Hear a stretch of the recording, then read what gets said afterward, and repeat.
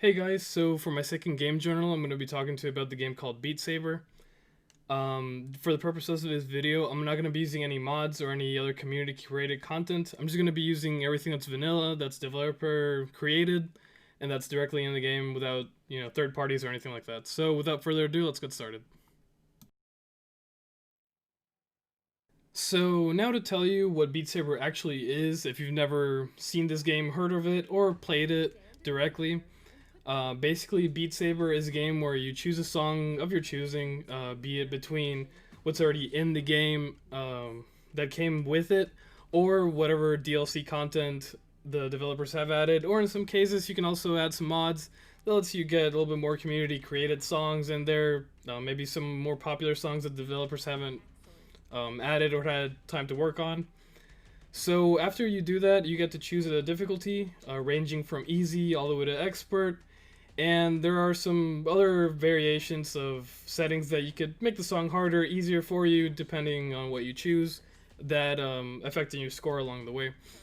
So basically, what is Beat Saber? Beat Saber, you're basically inside of a linear map that you can't really move from. You do have freedom of movement, of moving from left to right, being in the center, moving a little bit further up, moving a little bit further backwards, but nothing really too out there. So once you're inside the map and the song starts rolling, as you can see on the screen in front of you, you're giving two lightsabers, mailbox cutters, whatever you want to call them, sticks with RGB lights, and you're giving two sides of cubes. One side is going to be a color for your left hand side, another side is going to be for your right hand side. The colors of the cubes will match the colors of your sabers.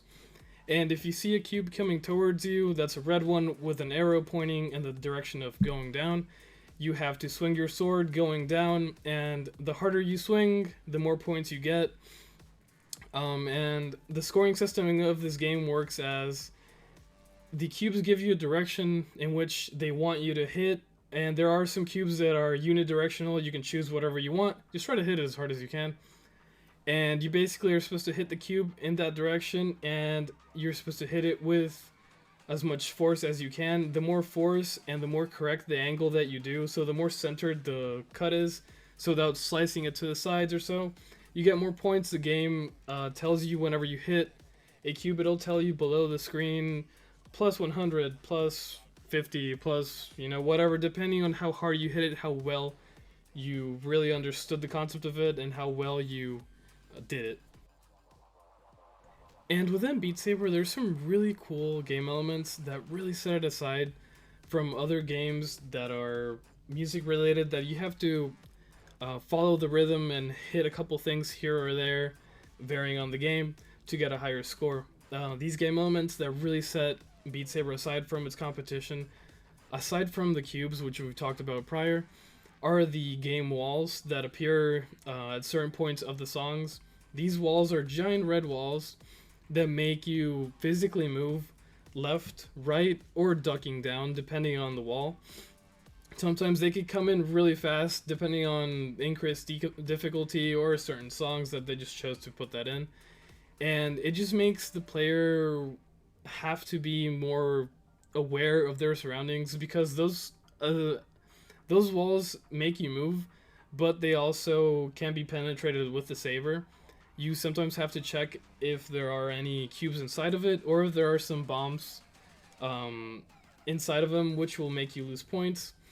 And speaking of which, another game element that I really found interesting, that really upped the stakes to this game, that just kind of made it a little difficult at times, which I really appreciated, are the bombs that get generated in the map. These bombs come in sometimes in certain patterns, or just kind of here or there, or below a music note that you have to be careful where you're slicing.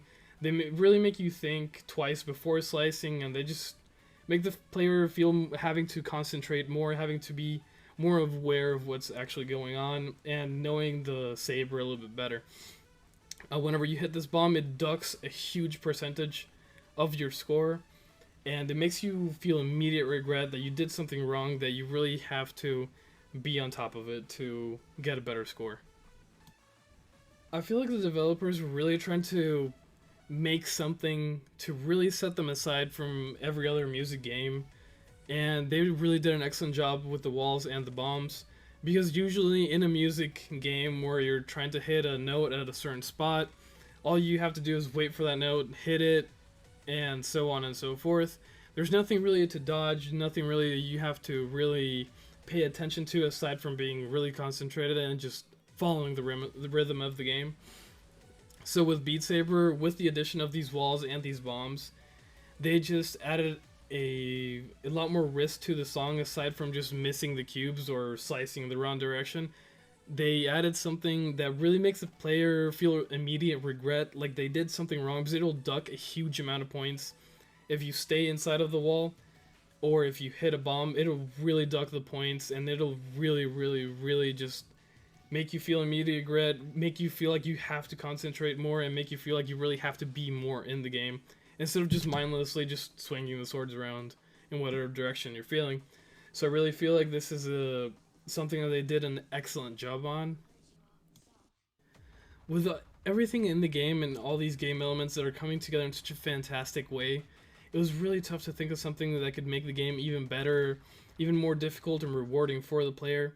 But something I feel like the developers could add later on, be it for every song or be it a setting that could be enabled or disabled, whatever the player chooses to do. It's an idea that I borrowed from Guitar Hero, but I feel like it would really, really go well in this game. So my idea is basically adding in the song at particular times here or there, but in the kind of secluded place, maybe inside of the walls, maybe right after a certain note, maybe having you swing the sword of your other hand very quickly to the other side after a certain amount of the correct notes. Would be a cube that could add something to a special meter that would exist. And after this meter gets filled up within the song, it could be enabled as such as the Guitar Hero one that basically turned everything blue and gave you even more score. Something such as that that could be enabled to even give you a better score. That way, rewarding the player and really making it feel difficult in such a way as if you miss these certain notes, you ended the song knowing you could have gotten better, so you would come back, practice a little bit more, be able make the player be able to tell where these notes are, having them more concentrated as to where they are and rewarding them with a higher score at the end of this. So I think it's something that could be added, maybe even touched upon further to make it more unique in the Beat Saber style that it is. But I feel like it's something that if it's added, it could just add so much more to this game and make it even more fun than it already is. So Beat Saber is a game that makes me have a little bit of mixed emotions. I'm always very, very, very excited to play it, and I'm always in a really hyped up mood whenever I get to play it. I get to play my favorite songs. I get to play just moving around, really feeling the rhythm, really just immersing myself in the world, especially with the VR where you just lose track of what the outside world is, and the VR just really, really, really helps this game out just to really immerse yourself in it, and it's just so much fun. And I would really, really, I can't stress it enough, I would just suggest this game to anyone that has the ability to play it or has an opportunity to try it out. I would suggest it strongly to play. But aside from the excitement I always feel, there's times that I know I'll game for a couple hours nonstop or really practice on expert level on a certain song that I really want to master, or expert plus sometimes. And with this comes the emotion of just not really want to keep going sometimes because this game really tires me out really quickly. I know from afar it seems like, oh, you're just standing there, you're swinging swords around, how tired can you get? But believe me, if you play it, you'll understand that it's a lot of cardio and a small amount of time, and you have to be concentrated the entire time, or you're gonna start missing and not really get any practice in. So I always have a little bit of dread going in the game because I know that I'm gonna be there for a couple hours. I'm gonna lose track of time because the VR doesn't really give you a clock unless you go into the menu, but I never do. So I'm always really excited with this game, but I'm always dreading that feeling of just being utterly tired at the end of it, because it's a lot of physical work to play this.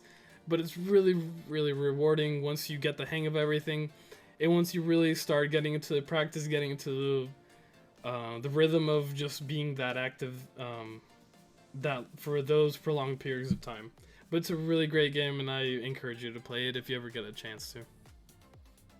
And the part of the book that I really wanted to touch on with this game would be the chapter in aesthetics, specifically talking about the section that speaks of Katie Salen and Eric Zimmerman talking about the three rule types in a game being operational, constitutive, and implicit.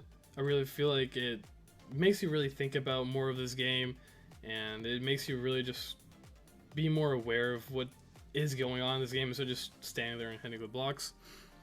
So the operational rules in this game are basically, it basically tells you how to win. This rule states what you need to do in order to win. So what do you need to do in Beat Saber to win? As I told you, as I was speaking of prior, is you have to understand that you can't just swing the sword around just nonsensely and hitting the blocks in whatever direction you're feeling.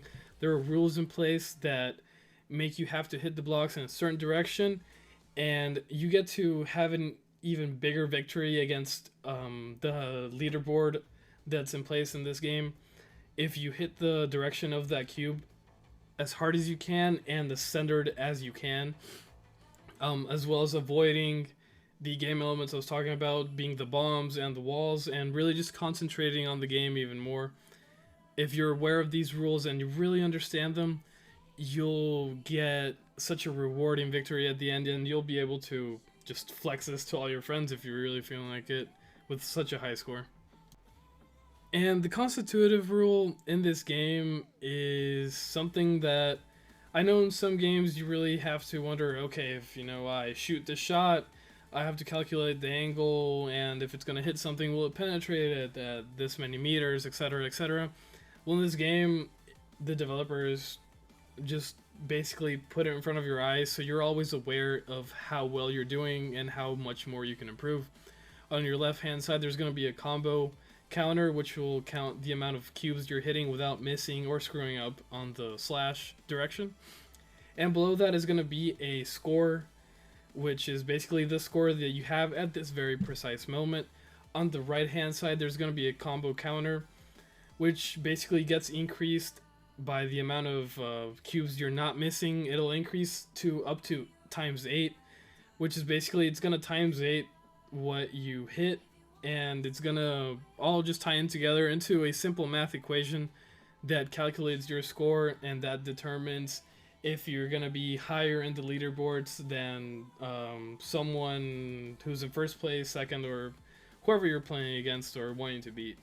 And basically this is what defines how good you are, just a simple math equation by how well you hit things and evade things you're not supposed to get hit by. And the implicit rule that's present in Beat Saber is basically a rule that can be broadened into all music type of games. It's something that if you're not doing, it just feels kind of unnatural, and it would make people turn an eye to you as just a question, do you really have a feel for this game? Are you actually enjoying it? It's an unspoken rule that it just comes to you naturally. Like, it's something you don't even have to think about. The implicit rule that's present in this game is you basically move to the rhythm. You dance to the rhythm of the song as you're playing.